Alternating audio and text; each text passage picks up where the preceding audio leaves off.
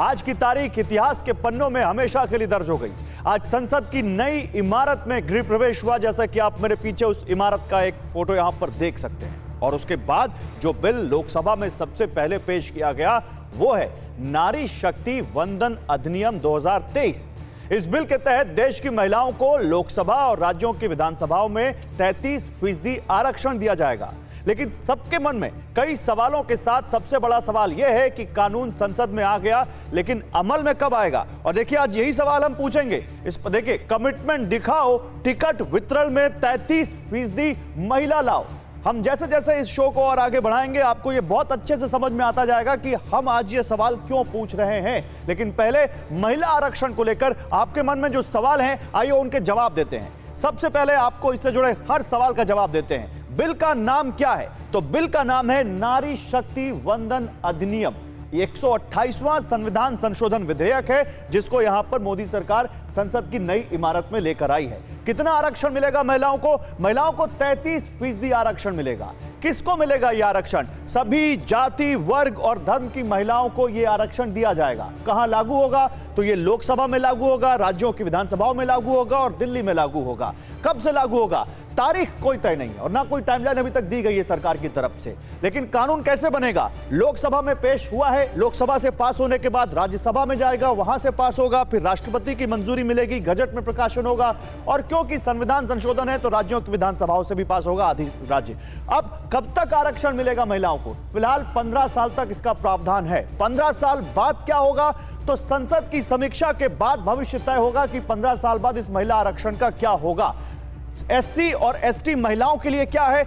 SC और ST कोटे के भीतर ही उन महिलाओं को आरक्षण यहां मिलेगा। अब कोटा के अंदर, कोटा की श्रेणी में ओबीसी को नहीं शामिल किया गया है। कोटा के भीतर, कोटा में ओबीसी को क्या शामिल किया गया? नहीं किया गया। और ओबीसी को लेकर ही यहां पर अब कुछ पार्टियों ने आवाज उठानी शुरू कर दी है। सामान्य सीटों पर इसका क्या होगा? सामान्य सीटों पर जैसे अभी भी है, कोई भी चुनाव लड़ सकता है, वैसे चाहे वो महिला हो या पुरुष हो, वो चुनाव लड़ सकते हैं। राज्यसभा में क्या होगा? राज्यसभा और राज्यों की विधान परिषद में महिला आरक्षण नहीं है। तो ये कुछ यहां पर सवाल जो आपके मन में थे, उनके जवाब हम लेकर आए थे। अगर महिला आरक्षण कानून 2024 के चुनाव में लागू हुआ तो लोकसभा की तस्वीर कैसी होगी ये भी आप जान लीजिए, क्योंकि 2024 का लोकसभा चुनाव ज्यादा दूर है नहीं और इसको 2024 से जोड़ा भी जा रहा है कि 2024 का मास्टर स्ट्रोक है। तो देखिए, लोकसभा में अभी 543 सीटें, अगर ऐसे में 33% महिला आरक्षण लागू हुआ तो देश के कानून मंत्री अर्जुन राम मेघवाल के मुताबिक कम से कम 181 महिलाएं लोकसभा के लिए निर्वाचित होंगी।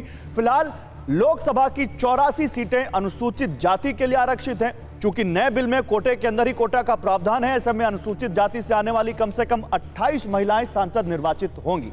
अनुसूचित जनजाति के लिए अभी 47 सीटें आरक्षित हैं। ऐसे में महिला आरक्षण लागू होने के बाद इस वर्ग की कम से कम 16 महिलाएं लोकसभा के लिए निर्वाचित होंगी।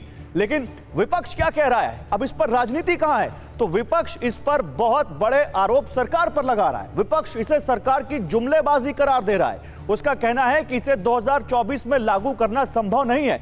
आइए आपको जरा यहां पर हम ट्वीट दिखाते हैं। ये देख सकते हैं आप, यहां पर जयराम रमेश का ट्वीट है जो कि साफ कह रहे हैं, यहां पर कांग्रेस पार्टी कह रही है कि यहां पर सरकार को परिसीमन कराना पड़ेगा, परिसीमन कराने के लिए उनको यहां सेंसस कराना पड़ेगा और वो 2024 में संभव नहीं है। कुछ ऐसा ही ट्वीट राघव चड्ढा ने किया और राघव चड्ढा ने तो बाकायदा इस बिल का एक क्लॉज नंबर 5 कोट किया और कहा कि नहीं, ये संभव नहीं है। सरकार यहां पर बता तो रही है बिल हम लाएंगे, लेकिन तारीख नहीं बता रही है और वो कह रहे हैं कि हम चाहते हैं कि इसको तुरंत लागू किया जाए। अब यही सवाल है कि पार्टियां इसको जिस तरह से कह रही हैं कि हम महिलाओं को आरक्षण देने के लिए, प्रतिनिधित्व देने के लिए गंभीर हैं, तो हम आज एक सवाल जो पूछ रहे हैं कि कमिटमेंट है तो टिकट वितरण में 33% महिला आरक्षण लाओ, पार्टियों में लागू कर दो, क्योंकि जब ये बिल आ जाएगा तब तो आपको लागू ही करना पड़ेगा। इस पर बात करने के लिए मेरे साथ शाजिया इल्मी हैं, बीजेपी की प्रवक्ता, मेरे साथ महिमा सिंह है, कांग्रेस पार्टी की प्रवक्ता, नाहिद लारी खान है, समाजवादी पार्टी की प्रवक्ता, डॉक्टर सीमा मलिक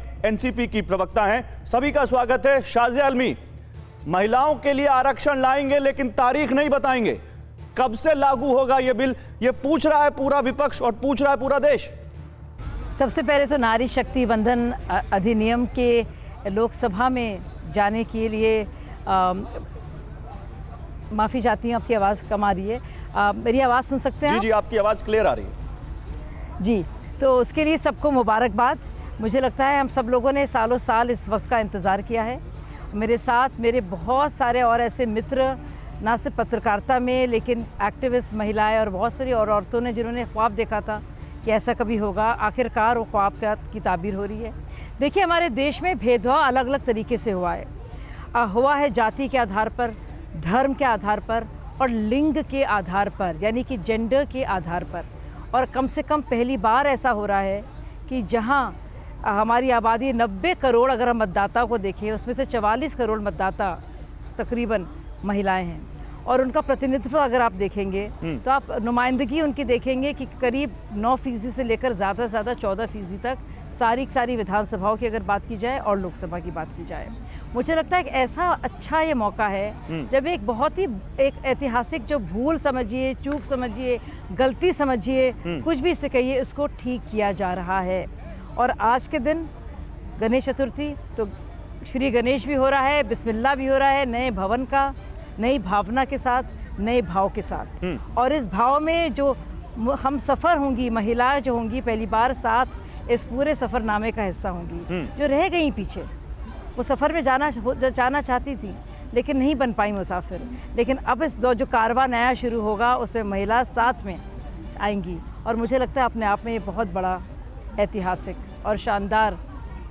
नहीं, वही तो मैंने पूछा शाजिया इल्मी कि महिलाओं को उनका हक दिलाएंगे लेकिन तारीख नहीं बताएंगे। ये तारीख ही तो पूछ रहे हैं सब, ये तारीख क्या है? पिछली बार मैं जवाब दे दूं, थोड़ा सा 10 सेकंड मुझे दीजिएगा। देखिए, आपको याद है राम मंदिर के मुद्दे पर भी बार बार यही कहा जाता था कि मंदिर वहीं बनाएंगे लेकिन तारीख नहीं बताएंगे। मुंह की खानी पड़ी कि नहीं? तो उतना ही टाइम लग जाएगा इसको लागू होने में। मुझे लगता है कल इसकी सारी रूपरेखा आप लोग के सामने होगी और सारी डिटेल्स होंगे। और 5 साल किसी पार्टी का कोई योगदान नहीं है। नाहिद लारी खान, अरे आपका तो गतिरोध है। अरे महिलाओं के हक की बात हो रही है, बीच में मत बोलिए, अभी सबके पास आऊंगा। नाहिद लारी खान रुके। अरे नाहिद जी, आप कहां से आ गई? आप गलत शो में आ गई हैं। समाजवादी पार्टी तो गतिरोध बना रहा है। समाजवादी पार्टी और आरजेडी की वजह से अब तक ये हकीकत नहीं हो पाया। ठीक है, मैं समाजवादी पार्टी के पास ही चला जाता हूं। समाजवादी पार्टी की वजह से गतिरोध बना रहा नाहिद, आप ही लोग हैं जिनकी वजह से महिला बिल कब का पास हो जाता, 2010 में ही मिल जाता महिलाओं को उनका हक, आपकी वजह से नहीं मिला। देखिए, कह रही है बिल्कुल। देखिए गौरव जी, बीजेपी की अगर नियत साफ होती महिला आरक्षण बिल को लेकर तो ये 2014 या 15 में लेकर आ जाते। अरे अपनी बात कीजिए ना। और अब रुक जाइए, शाहजहां में रुक जाइए, अब उनको बोलने दीजिए। ना हो, महिलाओं की बात हो रही है। देखिए 2014-15 में लागू हो जाता, ले आते और परिसीमन हो जाता और अभी तक लागू हो जाता। लेकिन अब तो बहुत प्रोसीजर लंबा है, अभी तो सेंसस होना है, डिलिमिटेशन होना है। लोग तो कह रहे हैं कि 2029 से पहले ये लागू नहीं हो सकता है। देखिए, महिला आरक्षण बिल आए ये सबकी इच्छा, लेकिन जो 60% आबादी है, जो जिसे कहते हैं ओबीसी, पिछड़े वर्ग की महिलाएं हैं, उनको रिजर्वेशन मिले और 22% आबादी दलित वर्ग की महिलाएं हैं, उनको रिजर्वेशन मिले, ये मुख्य बात है। आप इतनी बड़ी संख्या को आप इग्नोर नहीं कर सकते, आप इतनी बड़ी संख्या को वंचित नहीं कर सकते। और ये जो बीजेपी जिस प्रकार से ये बिल लेकर आ रही है, तो इसमें स्पष्ट दिख रहा है कि तुष्टीकरण की राजनीति कर रही है बीजेपी। ये तुष्टीकरण का सारा खेला है, क्योंकि बहुमत की अब बात चलेगी कि अल्पमत की बात चलेगी। बहुमत तो पिछड़े दलित आदिवासियों की बहुमत है ना, बहुमत पिछड़े दलित आदिवासियों की, और मुट्ठी भर लोगों को खुश करने के लिए आप जो है बहुमत को आप इग्नोर कर रहे हो, ओबीसी एससी एसटी को इग्नोर करें, तो अभी खेला ये गंदी राजनीति ज्यादा दिन नहीं चलेगी। ठीक है नाहिद लारी खान, ओके। एक सेकंड, आपने बहुत टाइम दिया उनको, शाजिया इल्मी जी को। एक सेकंड आप मुझे अपनी बात करने। अरे तो आप तीन है, वो अकेली हैं, आपके इंडिया की 2 और पार्टियां मेरे साथ बैठी हैं। केवल 1 सेकंड और। अच्छा बोल लीजिए, 1 सेकंड ले लीजिए। पार्टी पर जो एलिगेशन लगा रहे हैं, हाँ। तो देखिए समाजवादी पार्टी जो है महिला आरक्षण बिल के खिलाफ नहीं थी। हमारा उस वक्त भी यही मांग थी और आज भी यही मांग है कि ओबीसी एससी एसटी को जो है कोटा विद इन कोटा का आरक्षण मिले, मतलब आरक्षण में भी आरक्षण मिले ओबीसी एससी एसटी को, जिससे तो ये कांग्रेस पार्टी को आपने बात कर ली है।